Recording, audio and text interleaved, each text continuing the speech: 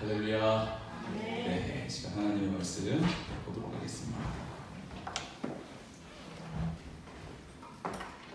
우리 느헤미야 9장 보도록 하겠습니다. 느헤미야 9장 33절에서 38절까지 말씀입니다. 구약성경 745면에 나와 있습니다.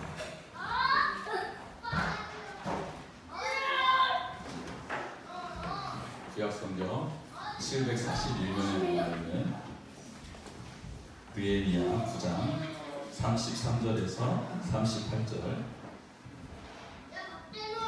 한 절씩 교독하겠습니다. 제가 33절 읽겠습니다. 그러나 우리가 당한 모든 일에 주는 공의로우시니 우리는 악을 행하였사오나 주께서는 진실하게 행하셨음이니이다.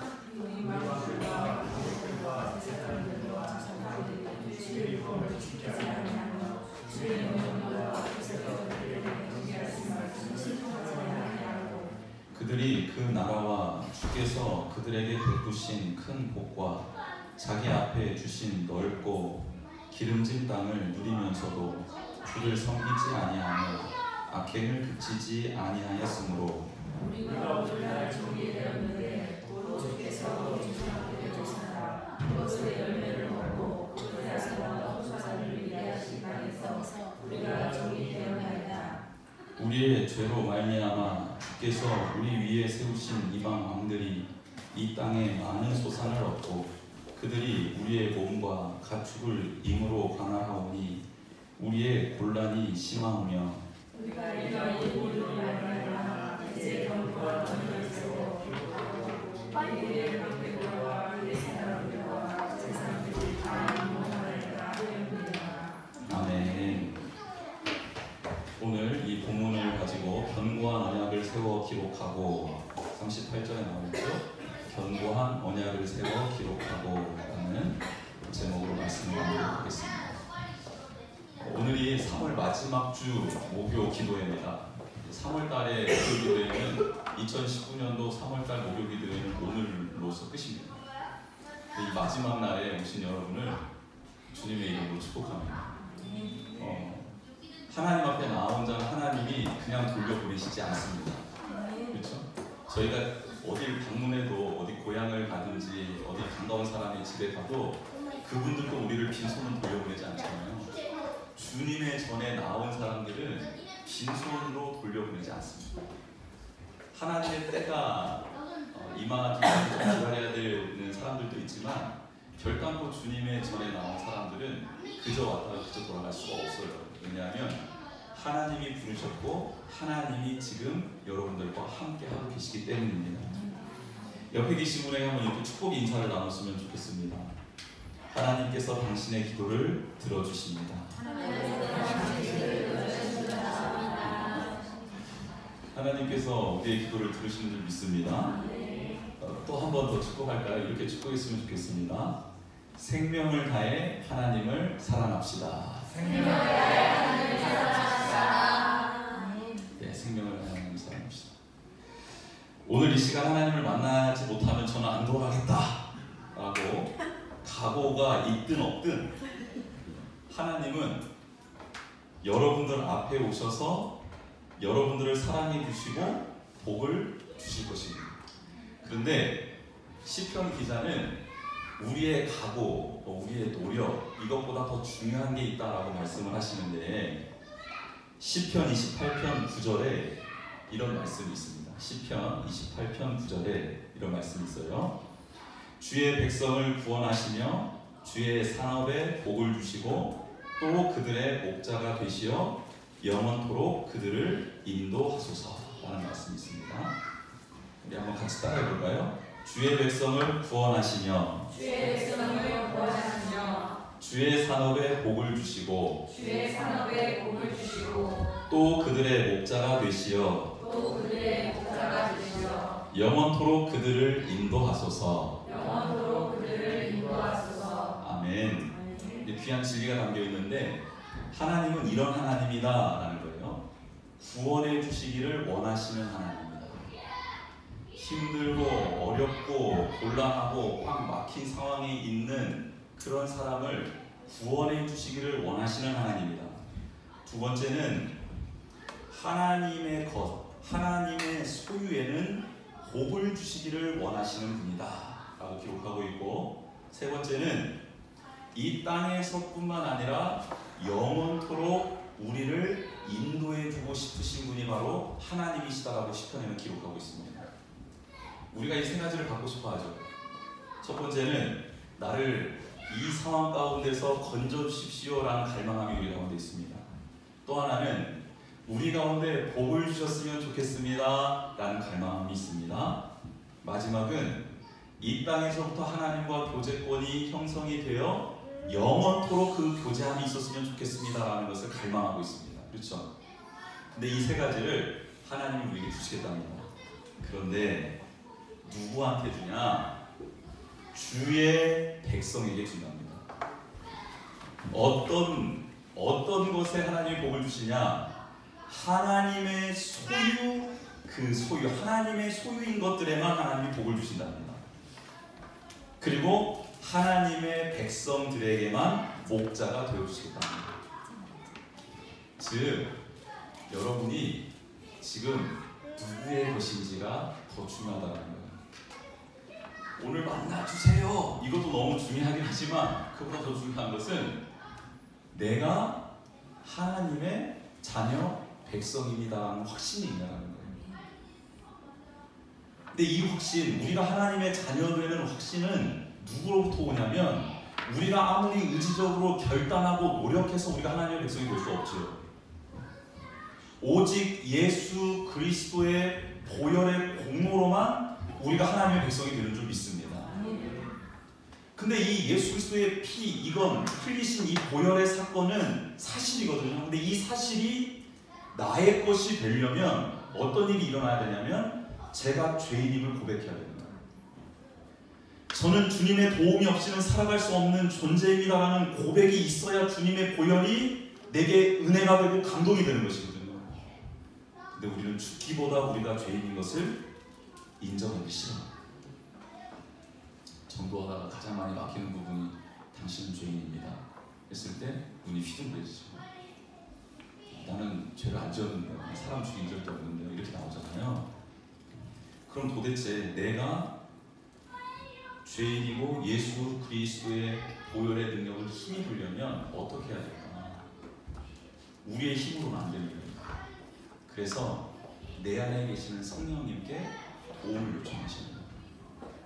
성령님, 제가 지금 너무 교만해져 있습니다. 자만해져 있습니다. 내 힘으로 다 되는 것처럼 살아가고 있습니다. 제가 죄인임을, 예수 그리스도의 은혜가 아니고서는 한순간도 살아갈 수 없는 존재임을 다시 기억하게 해주십시오. 깨닫게 해주십시오. 주님의 생명, 그 보혈, 그것이 내게 임하였으므로 내가 하나님의 자녀된 것을 다시 기뻐하고 누릴 수 있는 감격을 내 안에 회복시켜 주십시오라고 성령님께 도움을 요청해야 된다는 겁니다. 그때 우리는 하나님의 백성으로 다시 온전하게 설 수 있습니다. 하나님의 백성입니다라고 제가 고백하게 되고 하나님 앞에 엎드리게 되고 내가 죄인임을 고백하며 주님의 십자가의 보혈을 의지하게 될 때에 하나님은 자신의 백성인 우리를 구원해 주실 수 있고, 그리고 이제 자신의 그 하나님의 것이라고 소유권을 하나님께 이항한 우리 모두를 당신의 소유 삼으셔서 우리에게 복을 주시고, 그리고 우리와 영원토록 함께 하시겠다는 겁니다. 우리 성도님들, 우리 자녀들은 예수 그리스도의 보혈의 공로로 말미암아 하나님의 백성이 되었습니다. 이 고백을 매일매일 하지 않으면 우리는 하나님의 은혜의 장중 안에 거할 수가 없습니다. 바라옵기는 사순절 기간 동안에 우리 다시 한번 예수 그리스도의 은혜를 정말 절절히 경험하시고, 십자가만을 생각해도 눈물이 흐르고 주님 하고 부르기만 해도 그 하나님의 그 그 긍휼하심과 인자하심 속으로 이렇게 들어갈 수 있는 복된 은혜를 누리시는 여러분들이 다 되시기를 주님의 이름으로 축복합니다. 느헤미야는 예루살렘으로 돌아온 백성들과 함께 한마음 한뜻이 되어서 최선을 다해 성벽을 재건했습니다. 그래서 백성들은 모두 기뻐했고 하나님께 감사를 드렸습니다. 성벽이 완공이 되고 그리고 성 안이 안정이 되자 그 백성들은 스스로 학사 에스라를 청해서 하나님의 말씀을 읽어달라고 요청을 합니다. 성벽이 완공이 되었으면 이제 자신들의 집을 짓고 자신들의 안락함을 위해서 노력할 법도 한데, 근데 이들은 자신의 안위를 위해서 뭔가 액션을 취하기 전에 학자 에스라를 청해서 하나님의 말씀을 들려달라고 청을 합니다. 하나님이 말씀이 듣고 싶었던 거죠. 에스라는 그 요청을 거절하지 않고 율법책을 들고 와서 율법책을 펴니다. 펴고 난 다음에 위대하신 여호와 하나님을 찬양합니다. 오늘 우리가 이 기도의 전에 하나님을 송축하고 높여드렸던 것처럼 하나님을 송축합니다. 그때 백성들은 일제히 다 일어나서 경건된 자세로 그 송축, 하나님을 송축하는 일 가운데 참여합니다. 그리고 난 다음 에스라가 여호와 하나님께 경배합시다 라고 외치자 그들은 다 일제히 땅에 얼굴을 대고 여호와 하나님만을 경배하는 모습으로 하나님 앞에 나아갑니다. 그리고 율법을 읽어주었는데 오랫동안 이방인의 종살이를 하다 보니까, 노예로 끌려갔다 보니까 언어들을 많이 잃어버린 세대들이 있었습니다. 그래서 율법책을 읽어주는데 알아듣지 못하는 사람들이 있었어요. 그래서 레위인들이 직접 찾아가서 율법이 이런 뜻이다라고 해석해주기 시작합니다.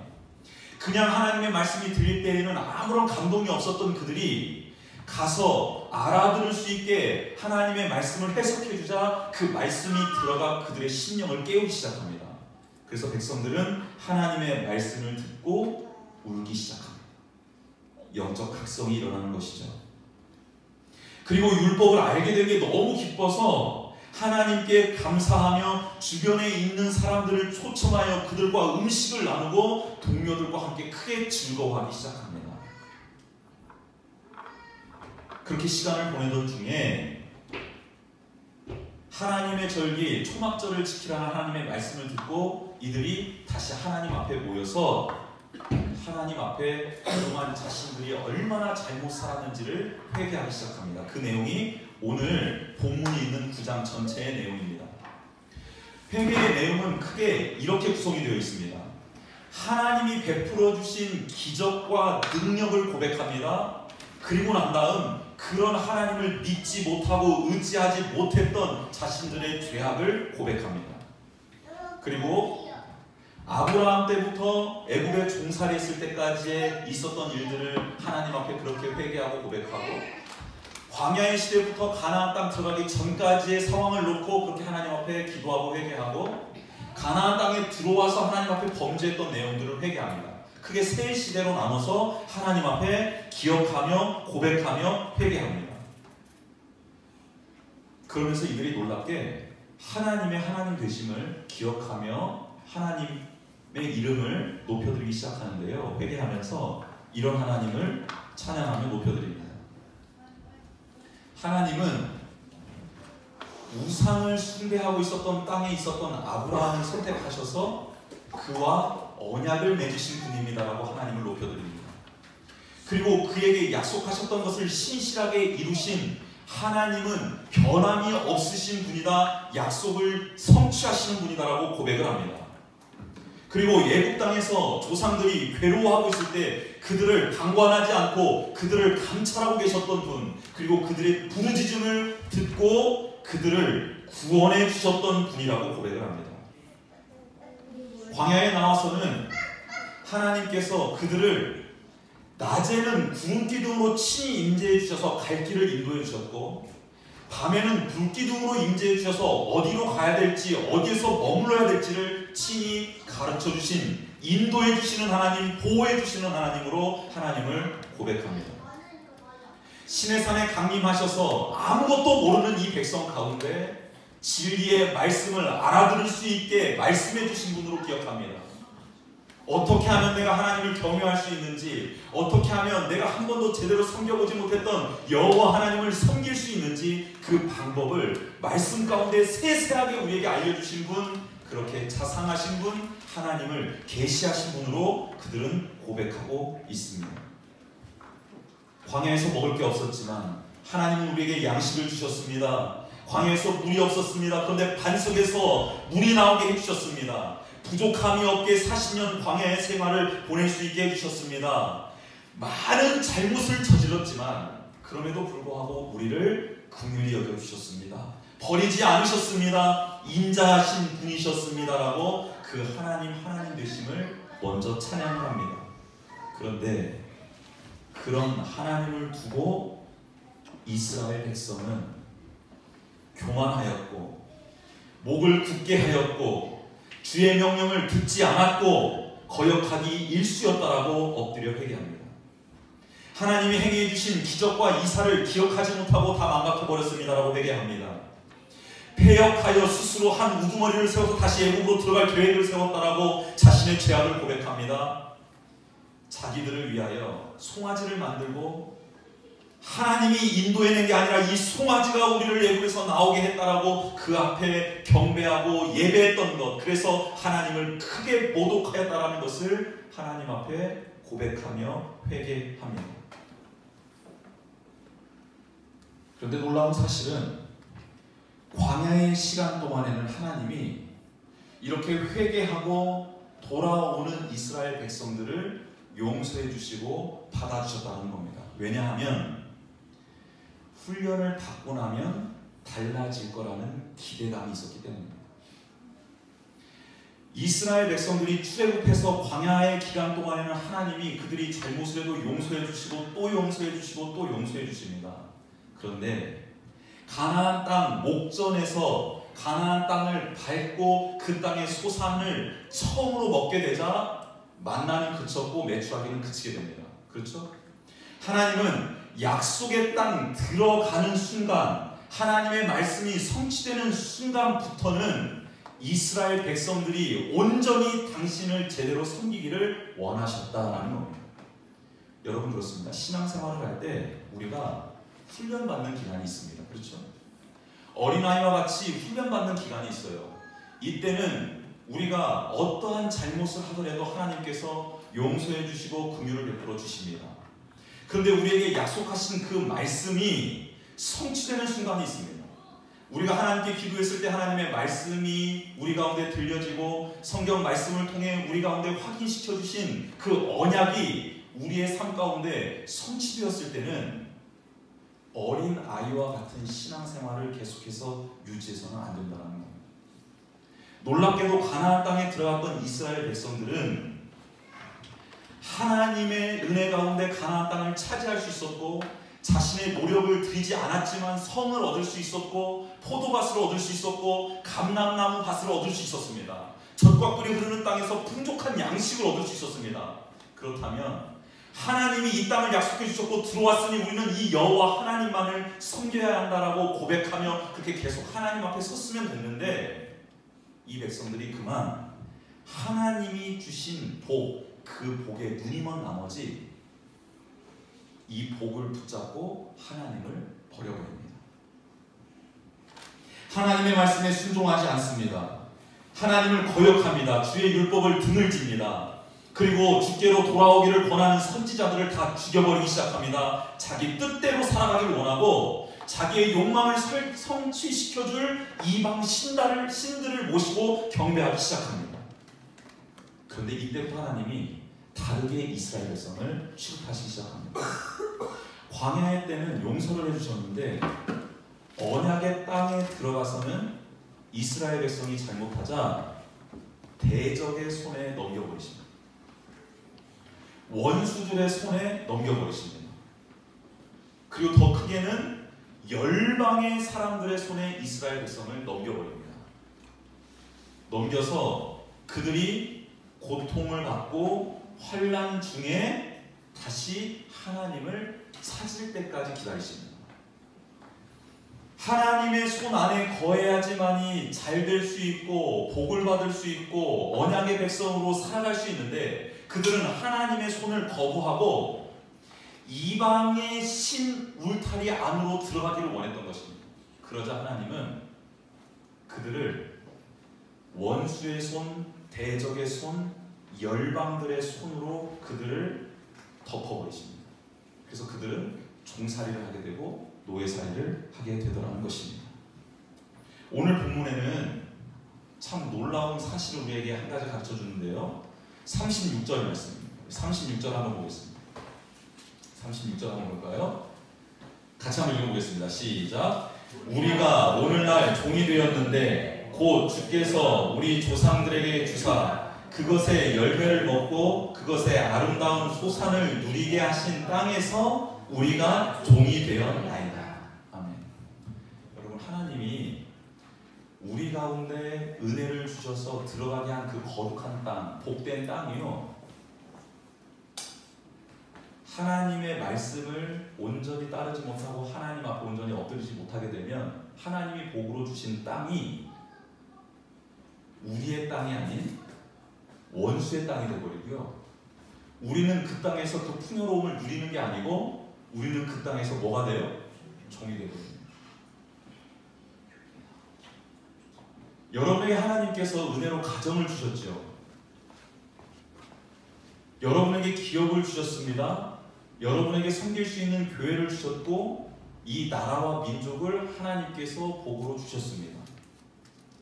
하나님께서 주신 이 복된 곳에서 만약 우리가 여호와 하나님을 우리의 삶의 주인으로 고백하고 하나님의 말씀 듣기를 귀히 여기고 순종하기를 갈망하지 않으면 우리에게 축복으로 주신 그 장소가 어떻게 변하냐면요, 그 땅에서 우리가 환난과 고난 중에 종로릇을 하게 되더라는 겁니다. 놀라운 반전이죠.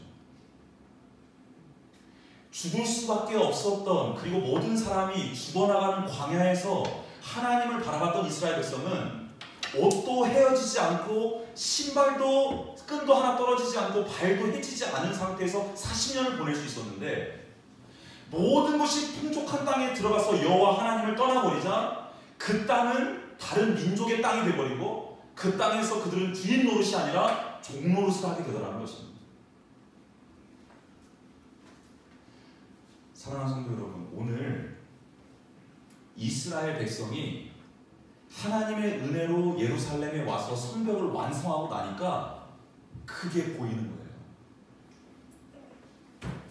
이 땅 하나님이 약속해서 주신 땅이지, 하나님만을 경외하라고 했었지.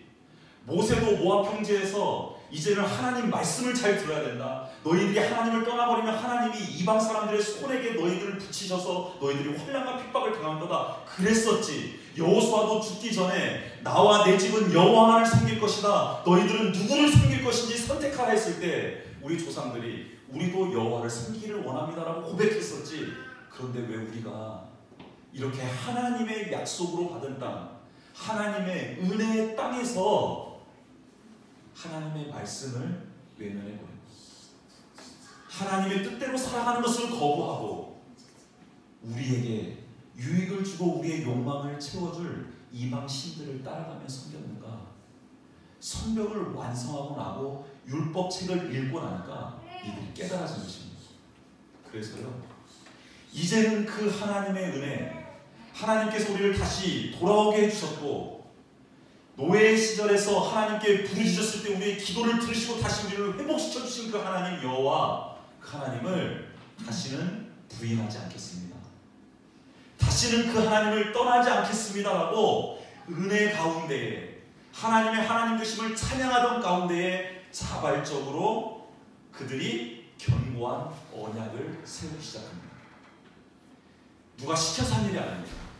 이들이 깨닫고 나니까, 이들이 하나님의 은혜를 알고 나니까, 무엇을 잘못했는지 이제는 절절하게 깨닫고 나니까 이들이 스스로 이제 하나님, 제가 이렇게 겸비되기를 원합니다라고 10장에서 고백을 하는데요. 첫 번째는 무슨 고백을 하냐면, 이제 하나님, 저는 삶의 개혁을 하겠습니다 라고 고백을 합니다. 삶의 개혁을 단행합니다. 뭐냐면 혼인 문제에 관련돼서 이방인들과 결혼하지 않겠다라고 스스로 하나님 앞에 서원을 합니다. 여러분, 결혼이라는 것은 다른 문화와 다른 환경 가운데 살고 있던 사람들이 만나서 둘이 한 생각, 한 비전, 한 가치관으로 변해가는 것을 말하는 거잖아요. 둘이 한 몸이 되는 것이잖아요. 근데 이들은 이방 민족과 결혼을 했던 거예요. 그래서 이방 신들을 섬겼던 아내와 남편을 마저 들여서 그들의 생각과 이렇게 융합이 되고 변질이 되기 시작했던 것이죠. 그래서 이들은 깨달은 거예요. 아, 우리가 하나님 앞에 바로 서기 위해서는 하나님을 온전히 섬기지 못하는 문화와 가치관이 들어오는 것을 원천 차단해야 되겠구나라고 스스로 결단을 내린 것입니다. 하나님, 이제는 제가 섞이지 않겠습니다. 하나님, 이제는 나의 사랑하는 아내도 여호와를 경외하는 자와 함께 가정을 이루겠습니다. 나의 남편도 이제는 욕망 따라가는 남편이 아니라 나의 남편도 하나님의 말씀 따라가는 남편을 얻겠습니다. 그래서 저희가 하나님 안에서의 가치관과 비전을 꿈꾸며 하나 되는 가정을 이루어 가겠습니다라고 고백하는 것입니다. 여러분, 이들에게는 혼인이었어요. 그러면 우리가 지금 하나님 앞에 바로 서는데, 삶이 하나님 앞에 바로 서는데 이방의 악한 생각들이 들어오는 루트들은 도대체 무엇입니까? 무엇을 볼 때, 무엇을 행할 때 하나님의 말씀이 아닌 악한 생각, 우리의 욕망을 끌어오르는 일들이 막 생겨납니까? 지금 성경은 그것을 원천 차단하라는 거예요. 그게 무엇입니까 도대체 우리에게? 가장 큰 영향은 뭘까요? 여기 있죠. 그렇죠? 내 안에 세 개가 들어있죠. 어쩔 수 없는 건데, 그렇죠? 이거 사용할 수밖에 없잖아요. 사용할 수밖에 없는데 이걸 통해서 하나님의 말씀이 생각나고, 이걸 통해서 하나님의 뜻이 생각나고, 이걸 통해서 하나님 앞에 더 나아갈 수 있으면 이걸 계속 들고 있어도 돼요. 그렇지 않으면 이것을 좀 내려놓으셔야 돼요. 내려놓으셔야 돼요.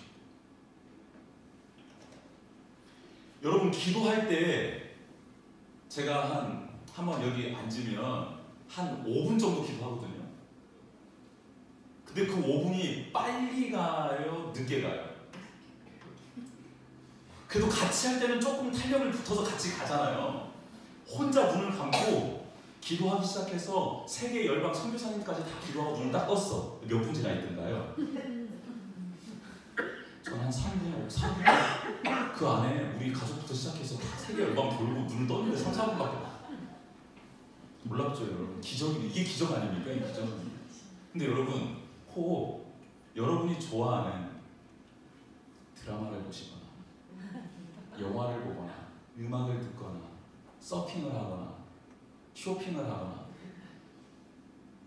혹은 스포츠를 보거나 그랬을 때 시간이 어떻게 가던가요? 저는 축구 경기를 주로 봅니다. 근데 축구 전후반 45분씩이거든요.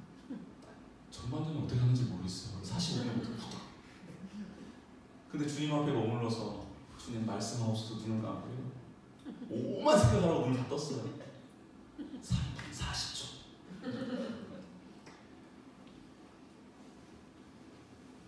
여러분, 우리가 하나님을 생각하고 하나님 앞에 머무르는 것을 훈련하지 못하잖아요.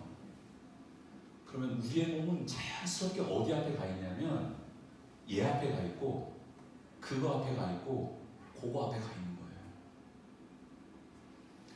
은혜를 체험하고 무엇이 잘못됐는지를 깨닫게 되니까 스스로 저를 시키지 않았습니다. 아무 누구도 여러분 느헤미야도 시키지 않았어요. 에스라도 시키지 않았어요. 스스로 백성들이 결단을 합니다.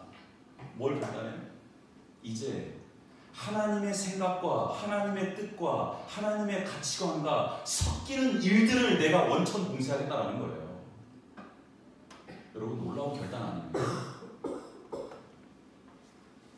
누가 시켜서 한 게 아니라는 게 이게 바로 성경적인 겁니다. 이게 성경적인 거예요. 제가 여러분에게 앞으로 핸드폰 보지 마세요.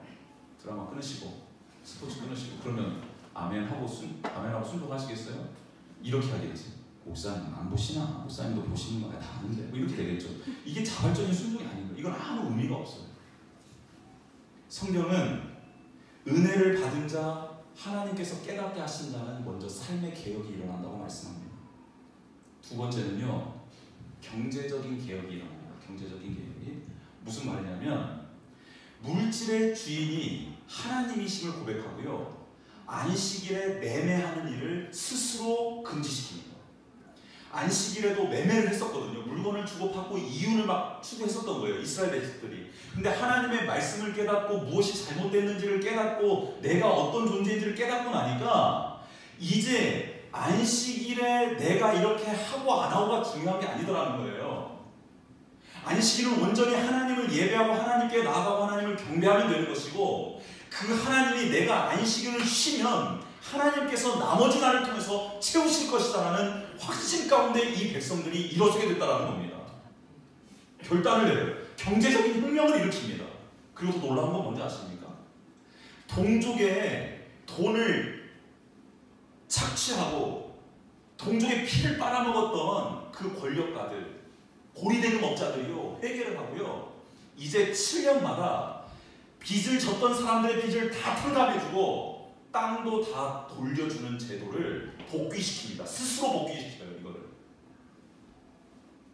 모든 땅은 하나님의 소유권이시죠. 그리고 하나님의 사람들이 서로 빌려주고 빌다 보면 빚을 지게 되는데 7년이 되면 그 빚을 다 탕감하겠습니다 라고 스스로 10장에서 결단을 내립니다. 경제적인 혁명이 일어납니다. 물질의 주인이 하나님이라고 고백한 것이죠. 그리고 마지막으로는 영적 개혁, 영적 혁명이 일어나는데요. 무엇이냐면 10장 32절부터 39절까지 하나님 중심으로 살겠습니다, 하나님이 기뻐하는 예배를 나의 생명을 걸고 지켜나가겠습니다 라고 결단을 합니다. 그래서 10장 32절부터 39절까지 여호와의 전, 하나님의 전이라는 말이 무려 9번이나 등장을 해요. 9번이나 등장을 하면서 이스라엘 백성들이 스스로 이렇게 고백을 합니다. 이제는 하나님의 성전이 회파되는 것을 그냥 두고 보진 않겠습니다. 혹 하나님의 성전이 미흡한 부분이 있다면 저희들이 드리는 이걸 가지고 성전을 보수해내겠습니다 라고 결단을 합니다. 놀랍죠. 그리고 하나님의 전에서 매일매일 예배가 드려질 수 있도록, 예배가 올라갈 수 있도록 예배 드릴 수 있는 사람들, 예배를 관장하는 사람들, 그의 소품을 관장하는 사람들, 재물을 준비하는 사람들의 필요들이 거기에 집중할 수 있도록 우리가 자발적으로 예물을 드리고 헌물을 함으로써 예배 생활이 유지될 수 있도록 이스라엘 백성의 예배의 재단이 끊이지 않도록 우리가 스스로 헌신하겠습니다라고 결단을 합니다. 그리고 삶의 자리, 바쁜 자리이지만 예배의 시간을 소중히 여겨 하나님이 예배하는 그때에 빠지지 않고 참여하겠습니다라고 영적 개혁을 단행합니다. 사랑하는 성도 여러분,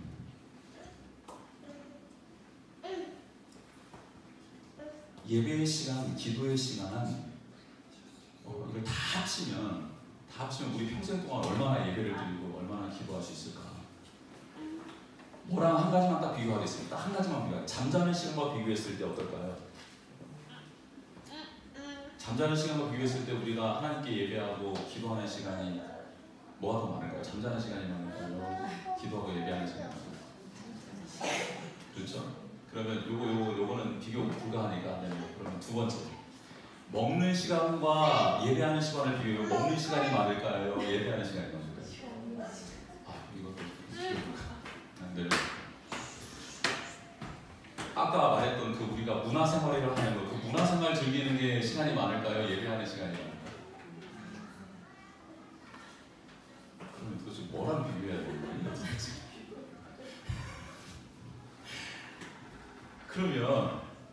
그러면 제가 한 가지 더. 그러면 교회에서나 섬기시는 교회에서 예배 시간은 이겁니다라고 말해놓은 시간 있잖아요. 그럼 그 시간만이라도 가서 마음과 뜻과 정성을 다해 드려야 되지 않을까요? 그러면 이제 여기까지 왔어요. 다 진짜 다 포기했어. 여기까지 왔어요. 그럼 여기서 다시 한번 질문 드리겠습니다. 그 예비된 예배 시간에 정말 생명 걸고 예배를 하시는 시간이 많습니까? 그 시간만이라도. 아니면 그 시간인데도 딴 생각하고 그 얼마 안 되는 그 시간에도 막 마음이 흐트러지고 그 얼마 안 되는 시간에도 막 좀이 쑤시고 막 이렇습니까? 저 경험으로 봤을 때 후자의 경우가 많더라고요. 이 시간, 이 예배 시간이 별로 없는데 그 예배 시간에 나와서도 집중하기보다는 예배 시간을 마저 빼앗기는 거예요. 여기 와서도 빼앗기는 거예요. 그 시간을.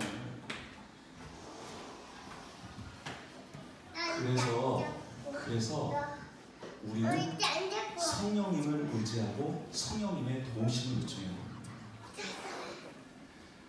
하나님은 우리가 잘못된 길을 걸어가고 있을 때 그 길을 뉘우치고 깨닫고 도와달라고 부르짖잖아요. 하나님 잘못했습니다. 부르짖잖아요. 그럼 어떻게 하신다고요? 우리를 도와주시고 건져주세요. 할렐루야. 근데 이스라엘 백성은 건져주시자마자 또 기도가 서버려요. 아이고 살만하다. 아이고 그러면서 다시 또 딴 길로 가버려요. 그리고 하나님이 또 다른 원수의 손, 열방의 손에 맡겨버리면 또 막 부르짖죠. 그럼 하나님이 어떻게 해요? 또 구원해줘요. 놀랍죠. 혹 여러분 지금 하나님의 손 안에 있으면 감사한데 다른 손 안에 있다고 하면 지금 이 시간 뭘 해야 돼요? 하나님께? 예, 부르짖어야 돼요. 부르짖어. 그러면 하나님은 어떻게 여러분을 구원해 주세요. 구원해 주셔서 하나님의 말씀을 깨닫게 해주세요. 그리고 살게 해주세요. 그러면 이제 여러분은 이 일을 계속 반복할 것인가? 아니면 이제 하나님 편에 서서 하나님이 주신 이 기업에서 복을 받고 하나님께 영광을 올려드리며 나는 하나님의 백성입니다라고 외치고 주변에 하나님이 전도하기를 원하고 하나님이 유일한 신임을 알게 하기 위한 도구로서 우리의 삶을 내어드릴 것인가? 여러분이 이제 스스로 결정을 내리십니다. 여러분 똑같이 반복적인 삶을 살다가 하나님께 부름받겠습니까? 아니면 이제는 반복되는 삶을 청산할 수는 없을 거예요. 그렇죠? 청산하는 게 아니라 이제 반복되는 텀을 좀 길게 갔으면 좋겠어요. 그렇죠? 하나님 편에서 사는 시간을 좀 많이 갖고 때로는 넘어질 때 있죠. 빨리 올라오셨으면 좋겠어요. 지금은 하나님 편에서는 요만큼 있고 내 편은 막 계속 내가 하고 싶은 대로 살다가 목요일 되면 막 생각나니까 무섭고 막 또 막 기도해야지 하면서 쉬야 하고 내일 딱 돌아가면 내일은 다시 원상복 이게 아니라 이제는 목요일부터 금요일을 한번 넘어가 보고 금요일도 은혜 충만하게 넘어가고 토요일날 잠깐 한번 넘어졌다가 주일날에 다시 회복되고 이렇게 했으면 좋겠어요. 성경은 하나님의 말씀은 하나님은 강압적으로 우리에게 뭘 막 시키시는 분이 아니고요. 내가 너에게 베풀어준 은혜를 기억하면 너는 스스로 그렇게 나올 수밖에 없다는 것을 지금 말씀해 주는 거예요. 하나님의 은혜를 깨닫고 하나님의 사랑을 깨닫잖아요. 그러면 말씀을 보고 싶어져요. 보고 밑줄이 그어지고 밑줄이 그어진 대로 살고 싶어서 용트름을 치는 거예요. 오늘 우리 전체 카톡방에 어떤 일들이 올라왔냐면 삶 속에서 소소하게 일어나는 일들 가운데 하나님의 뜻이 이루어졌으면 좋겠다고 기도 제목들이 올라왔어요. 저는 이게 맞다고 보는, 이게 맞는 거예요. 이게 제가 지난주에 말씀드렸잖아요. 사소한 것에서부터 훈련이 되지 않으면 큰일이 닥쳤을 때도 이게 나가지 않아요. 기도가 나가지 않아요. 그런데 너무 사소한 문제인 것 같지만 이 문제에 내가 심각함을 느끼고 이거를 기도 요청한다. 이건 뭐냐면요, 자신의 연약함을 드러내고 하나님을 바라볼 수 있도록 도와주십시오라는 고백이거든요. 그 고백이 막 카톡방에 몇 개 이렇게 올라오는 거예요. 너무 감동적인 겁니다. 너무 감동적인 거예요. 그렇게 말했는데 자기 딴짓 할 수 있어요? 본인도 기도해야죠. 본인도 공개적으로 기도해달라고 요청해놓고 자기는 딴짓 할 수 없거든요. 그렇죠. 이런 거예요. 스스로 자발적으로 영적 각성이 일어나는 거예요.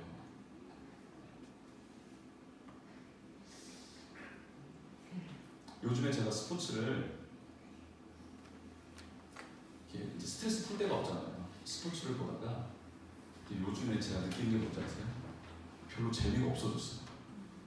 별로 재미가 없어졌어요. 신기한 일이 일어나고 있어요. 정말 별로 이제는 안 봐요. 축구 이런 거 안 보고 그냥 보다가도 한 10분 보고 나면 뻔하지 뭐 하고 그냥 꺼버려요. 그리고 그 시간에 뭐 할까요? 1번 잔다, 3번 논다, 2번 한 자라도 더 보려고 노력한다. 2번. 멍청하니까 이게 하나님이 부어주시지 않으면 깨달을 수 없으니까 막 매달릴 수밖에 없는 거죠. 사랑하는 성도 여러분, 우리 하나님께 부르짖읍시다. 부르짖고 하나님이 주신 땅에서 복을 누리는 자로 살게 해달라고 기도하십시다. 그리고 나의 삶의 개혁이, 경제적인 개혁이, 영적인 개혁이 필요하다면 오늘 하나님께 올려드리고 한번 결단해 보십시다. 그리고 이렇게 기도하셔야 돼요. 제 결단은 3초 안에 끝날 수도 있습니다. 그러나 성령님 도와주십시오라고 우리가 성령님께 매달려서 한번 간구하는 시간을 가졌으면 좋겠습니다. 제 삶이 개혁되기를 원합니다. 저의 경제관이 개혁되기를 원합니다. 저의 영적인 이 모든 상황이 다시 한번 갱신되고 개혁되기를 원합니다. 성령님 도와주십시오라고 우리 한번 부르짖는 시간을 가졌으면 좋겠습니다.